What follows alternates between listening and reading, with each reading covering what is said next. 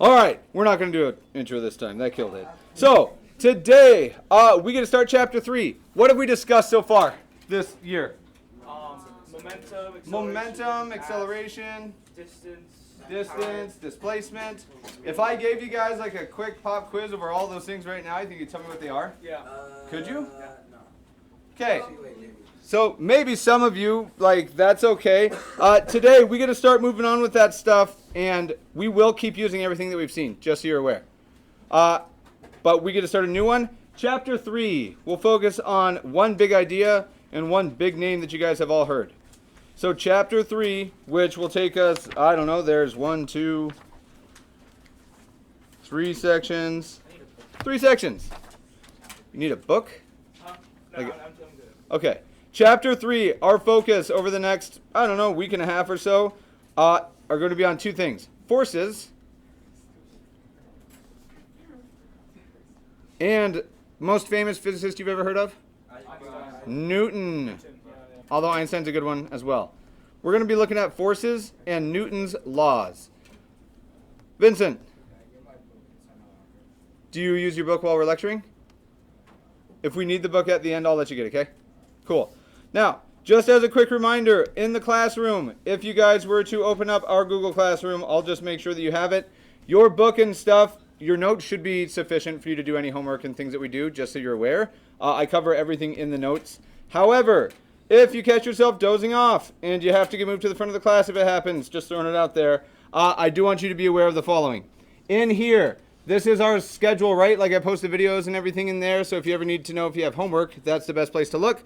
But beyond that, right here, we have the Chapter 3 Reading Essentials.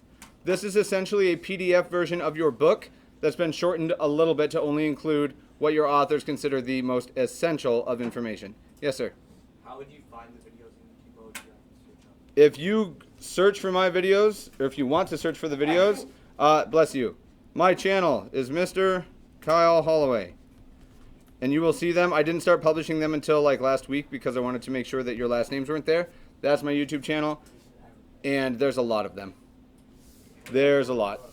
Like, if you subscribe, which I suggest you do, don't ring the bell. Do not ring the bell.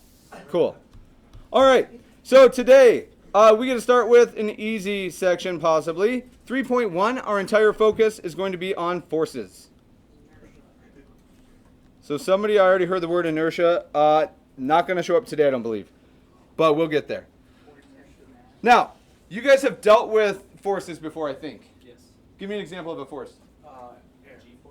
So, Gravity. G-force is a force, but it's caused by what? Gravity. Gravity.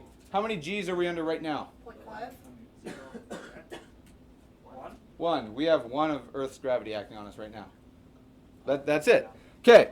Now, as we go through here, you give me an example. The first kind of big idea is, and we're going to sneak this in, it's going to seem redundant, but our first section is really just addressing the question, what is force? I don't know why it's capitalized. So you can give me an example. Gravity produces force. Anything else that produces force? F1. So Formula One cars certainly exert forces in places. The G-Force Carnival ride. So similar, that's motion. So apparently we have motion can cause a force, right? When you take off in a plane, if your eyes are closed, do you know you're taking off? Yes. How? Because You it's feel the force push. You feel the force pushing on you backward toward the rear of the plane. Now, as we go through here, right off the bat, we're going to define it immediately. For our purposes, a nice working definition of what it is to have a force or to be a force, purely by definition. Could a force push you? Yes. Could it pull you? Yes. Definitely. We're just going to say that a force in its simplest is a push or pull exerted on an object.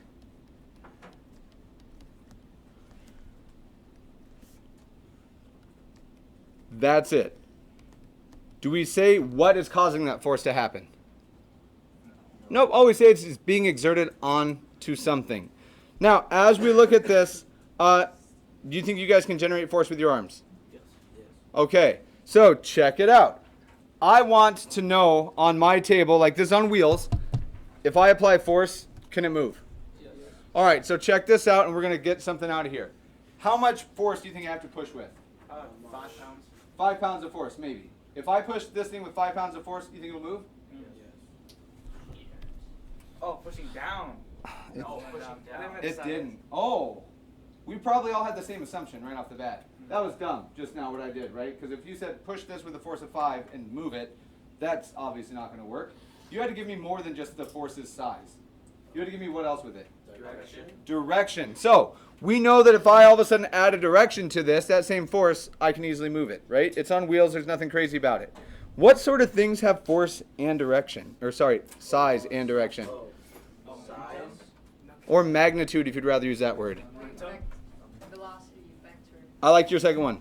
Vectors. Because force, and we're going to put this as a follow-up, we need, and I could use size or length, whatever you want to word it, we need 2 things.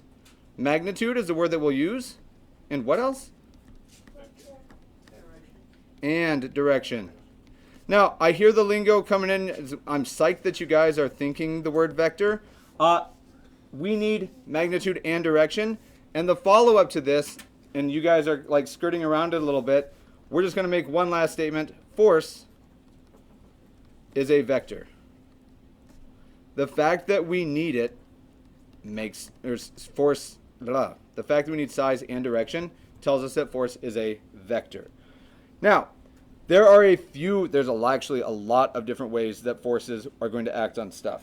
The easiest way to see that a force has been exerted somewhere, if a ball is rolling, and I took everything out that rolled because people kept playing with it. If I had a ball that's rolling, or not rolling, for example, this thing right now, are there forces acting on it?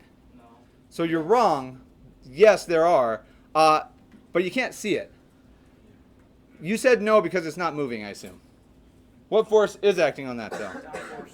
Down force due to gravity. Now, I'm not touching it, and its motion is just that, right? It's just sitting still at this point in time. If I apply a force in that direction, what's going to happen with this guy? It's going to roll. So just the mere act of me applying a force to this caused change in motion, right? Okay, that is an important idea here. When we start thinking about forces, one of the easiest ways to think about them initially is changing motion.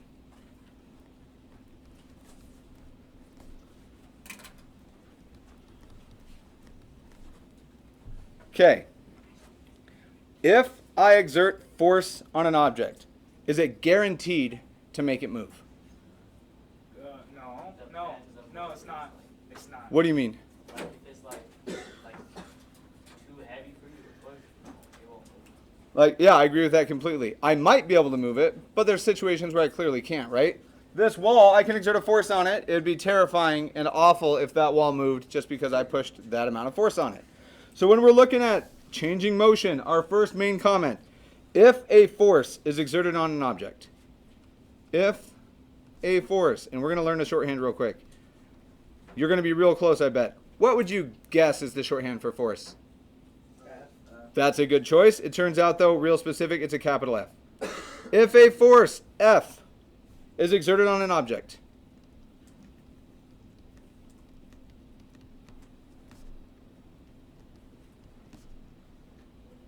what might happen? It might move, right? Now, and I'm going to rephrase that. It may, instead of just move, can I say change its motion? Which is a really weird way to say move, but it's a more clear idea. Change its motion.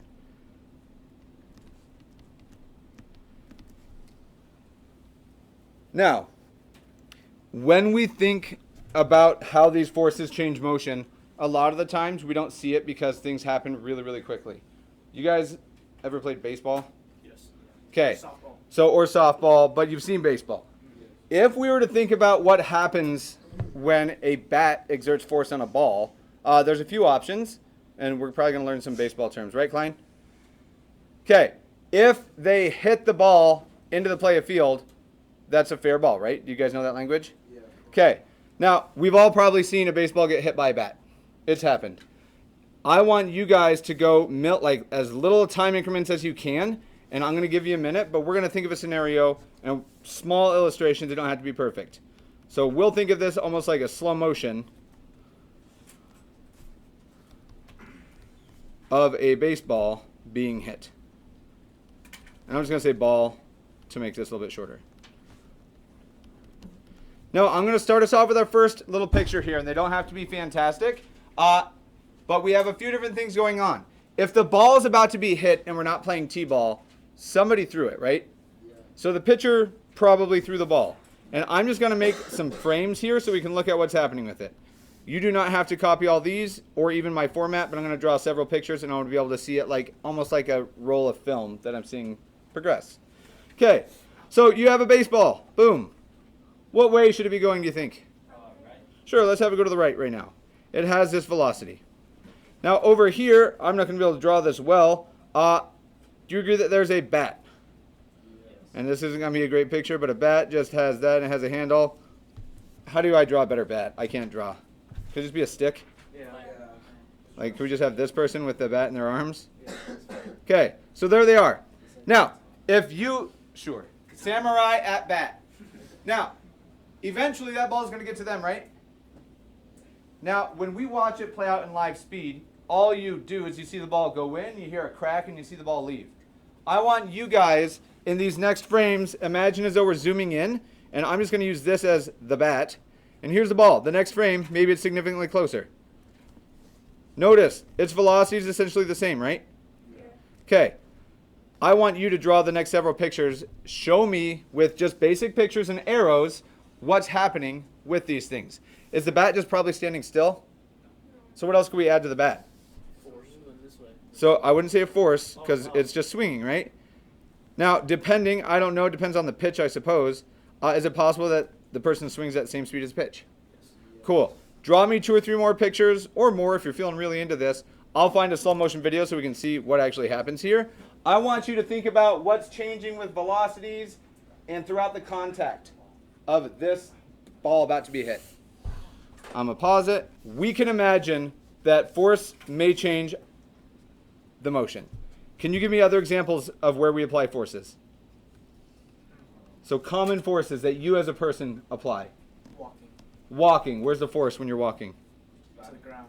Ooh, love it. Common forces. We're just going to say muscles because that'll take care of like all of them. If you want to jump, you have to exert force, right? Now, gravity is really, really weak, which is an odd thing just in the world of physics. You're stronger than gravity. Every single one of us can overcome gravity and jump or raise our hands. Like, we're able to do that. A baseball being hit is an easy one. Other places where you're going to see forces at work? Driving. Driving, sure. Do you know the forces at work? There's a lot of them. Other situations? Punching, I'm going to say that's muscles. What if I just have like a pencil sitting on my desk? Yes. What force? Down. Downward gravity. Now, why isn't it falling down though? The desk is stronger than gravity. I mean, you're not wrong, but turns out the desk is actually just pushing back. Like, and we'll talk about that. Now, we could list like a million of these, right? I assume. Okay. The baseball does a good job of showing the change in motion. Whether or not it's necessary, I don't know. Force changes motion. That's the big idea. What's the shorthand that we use for force? Which letter? Capital F. Capital F. Okay. What's up? Okay. Now, beyond this, I don't think we've used this word. We're going to talk briefly, and there's going to be a vocab. So we have this idea of force that causes, hopefully and maybe, a change in motion. Have you guys ever seen the word net not referring to basketball or fishing? A net force. No. How to catch during? Network. So not network, but similar idea, a net force. Now, very, very seldomly, if literally ever, is there only one force acting on an object. Like all the time, there's all sorts of forces that are just constantly going there. So even as you're sitting down, gravity pulls you down. There's a different force that's pushing you up against it. All the time. You just never noticed it. It's like a bundle of forces. I would be okay with that, but remember, force has direction, right? You guys ever played a game where there's a rope connecting you and you guys had to pull? Tug of war? Tug of war, yeah. Yeah. Cool, okay. So as we're looking at this, Did you see that? check it out. Well, I don't know. We're going to say that net force, and this word net shows up all over the place. We'll say that this is the sum, which means we're doing what with them? Adding. The sum of all forces. acting on an object.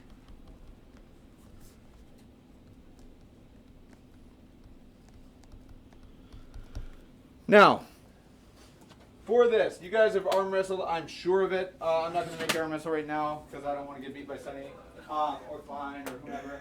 If you need this to stand up, you can, rather than do this, okay? All right. As we're looking through this, the sum of all forces. Now, true or false? Force has direction. Yes. True, because force is a what? A vector.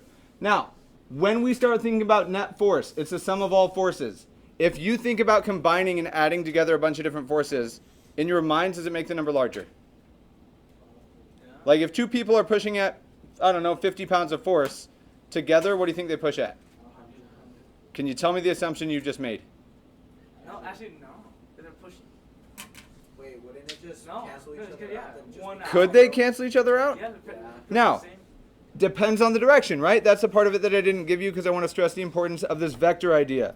We're going to consider two people pushing an object. And we'll use this to think about our net force. Consider two people pushing a box. And we're going to draw a small picture. And there's going to be a few different variations of this. We're considering two people pushing a box. Now, in one situation, we're going to have what is known as a balanced force.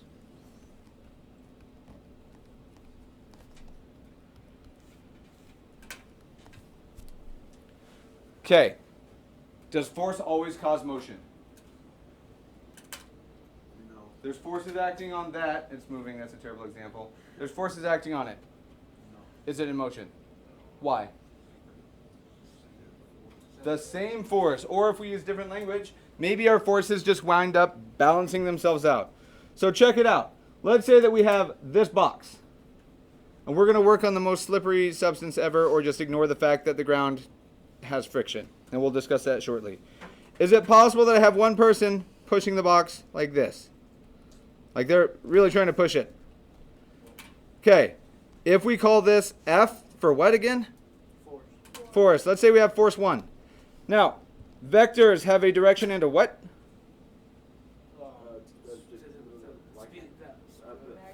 A magnitude, says Ash. Now, the length or the size of this vector indicates its magnitude. Let's say there's that person pushing that way. They're person 1. We use a subscript to show that's force 1 from that person. Okay, is it possible you have another person over here pushing the opposite direction? They don't have a neck for some reason, but that's okay.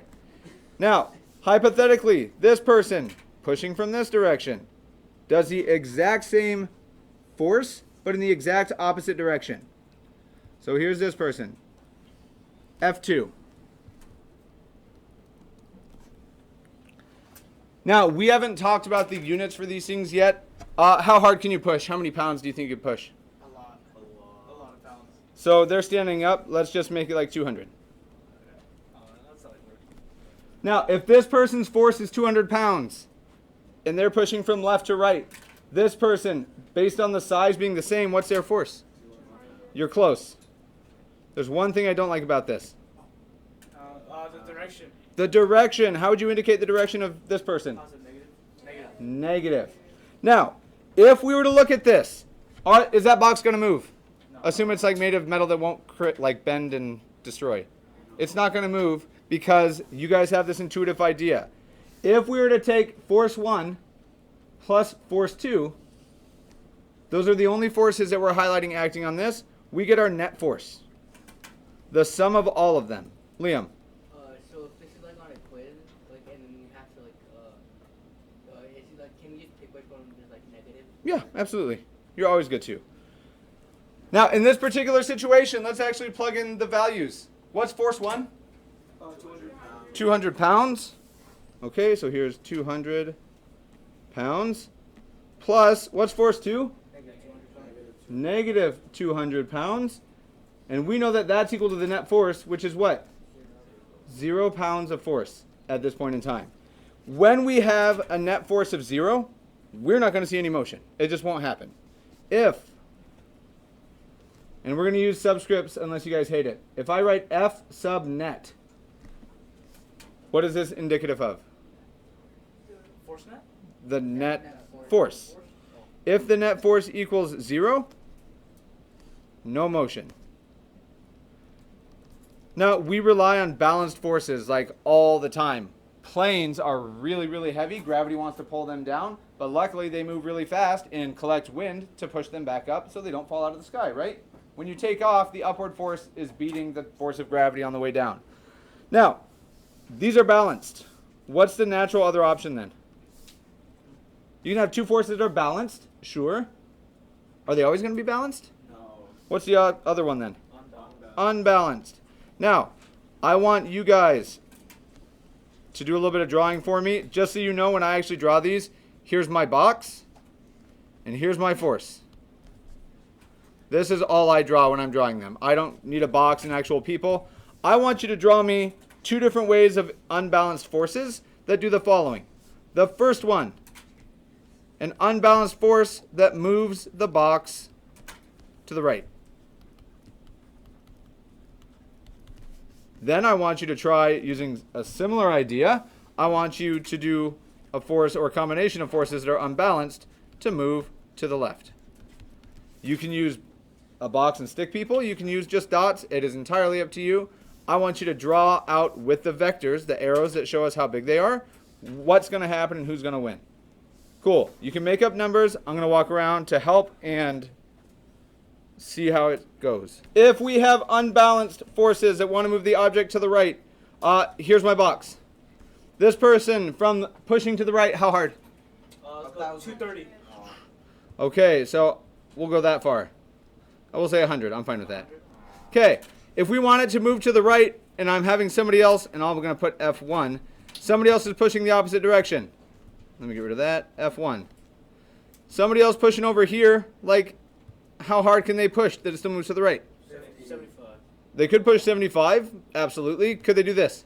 Yeah. No. Why? Because that's the right. Okay, good. So I'm just eyeballing this. I'm going to call this force 2. Estimate just based on size. If this is a force of 100, this would be... 50. Negative 50. That's it. I'm okay with negative 50. Okay, what is the net force? F sub net. 50. Why? Because you're canceling out some force. So I love it. I think this is what you did in your head. You just added them, right? Yeah. Like you said they cancel out, but you just subtracted. Yeah. Okay. Is there any other way that you could have an unbalanced force that moves to the right? Yes. Yeah. Like we could change the numbers. That's not what I'm asking. Oh. To the right? Maybe not. You have two arrows going. Oh.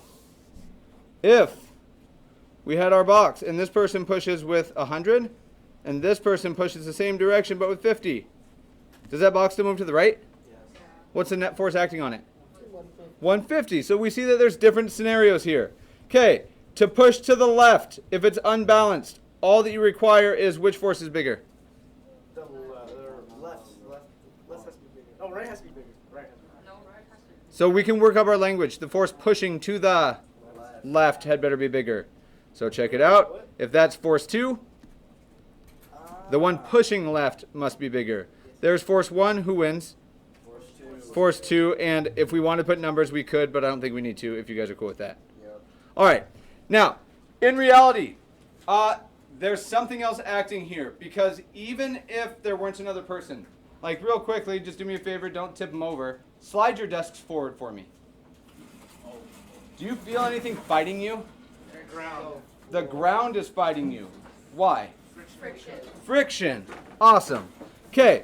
So my hope is that we can get into the lab at least and do some calculation stuff with this. But let's check it out. We are aware of the existence of friction, I imagine. It seems like we are. Yeah. What's friction? Something that's like, I don't know. That's it. How do you explain friction? Like, I How feel do like you explain it? Like, if there was no friction here, it might have been like smooth. But I got like, it's someone stopping it. Like, Okay, so I agree with you. I don't know. Talk it out without just reading your book. See if you can come up with a way to explain what friction is. It's a like All right, what's friction? friction is like the force of like when you're dragging something of it like being against the ground. So if it's a hard to pull, and if you were to pull something in the air. Okay, so I like that. We can clean it up. The opposing force is what I heard there. Anytime you want to move something, unless you're in the vacuum of space, you have to push through something else, right? Now, if it happens to be sliding your desks forward, it's against the floor here. But right now, as I do this, I'm also being fought against, although way less. What is fighting me right now? Or air. Not gravity. The air is fighting me, right? So when we think about friction, it can be hard to explain, but if you guys are thinking about sliding stuff, like the hand example is a good one, that's fine. The force that opposes motion, the force that opposes motion. And I'm going to say opposes sliding motion in this particular example. Between two contacting surfaces. And I think I can just say between contacting without the number 2.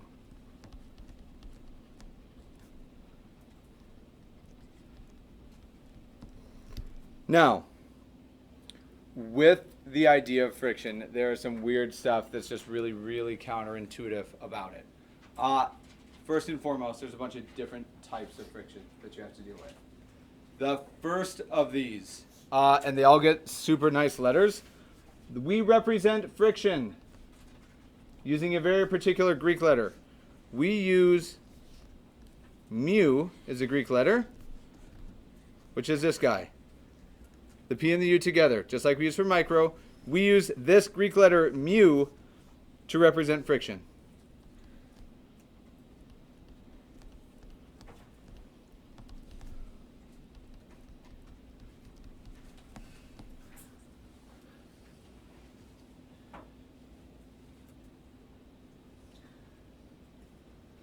Now, depending on the year, this next example may not resonate with everybody, but I'm sure it will with some people. How many of you guys have ever had to push a car? Wouldn't start, so you had to push it or help push it. Okay, so most of you. If you were to push a car, is it harder to start pushing it or harder to keep it moving once you push it? Harder to start pushing it. Why? Because it doesn't have any motion yet. So it's dead weight, maybe there's no momentum to it yet or anything like that. I guarantee it has something to do with the friction as well, though. Even if you imagine dragging like a heavy box across the ground. Maybe that's an easier example. In weights, you guys don't take weights yet. If I were to try to pull some really heavy box across the carpet here, easier to start moving it or pull it once it's moving, or is it the same all the time?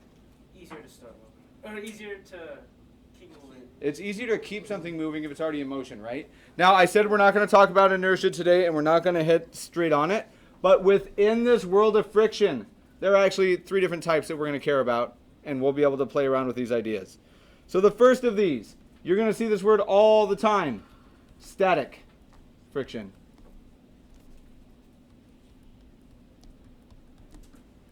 First thing I want to make sure, not the static we're talking about, just for the record. It's where everybody's head goes. When you think of something being static, have you ever heard that language? Bless you. Maybe, yeah. Electricity? Yeah. So you might think of electricity, but I would say you're really thinking of the noise again without even recognizing it. When we talk about static, you're going to see this all the time, unmoving. This just means no movement yet. Static means standing still. So right now you guys are sitting statically for the most part. Cool. So we're going to say that static friction, by definition, is going to be the force that resists a start in motion. The friction force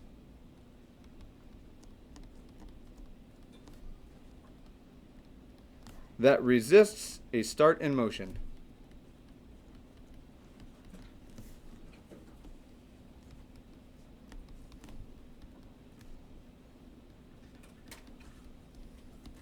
Okay. If we were looking at this, and we're going to go back to that box idea. If this person, we have this box, and I'm going to say it's connected by a rope to this guy. If this person wants to pull this way, whatever it is, don't care. Is it possible that they're able to do that if it's dragging along the floor? Yeah. Is it possible that they're not able to do it? Yeah. If they're not able to do it, the whole reason that we're seeing this happen is purely because this friction that's happening. So, if we look at it, if the box isn't moving, which I'll just indicate with this, representing what? Gravity. Try again. Velocity. Velocity. The fact that it's a dot means it's what? Not moving. It's not moving. Okay, if this person can't pull this box, it means there's another force going this direction that's beating them. We can call that force 2, or we call it the force of what? What do you think mu s might represent? Static friction. The force of static friction wins, right? It's hard to make that object start moving. If they pull harder, maybe they can overcome this. Now, there's other forces at work, right? We have gravity pulling it downward, which everybody wants to think about, and it certainly ties in here. But this sort of friction exists. In contrast, static means standing still. What do you think else we might talk about then? Moving. The word kinetic is going to be our goal here. So not energy yet, but we'll get there. Kinetic friction.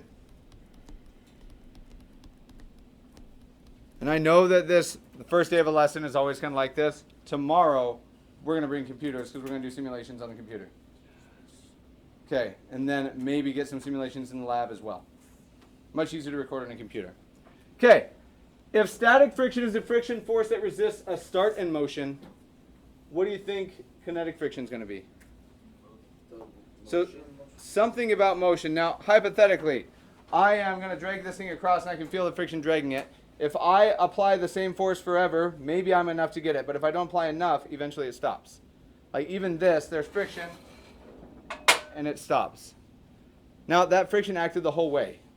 What direction, if I slide an object this way, what direction is friction trying to push it?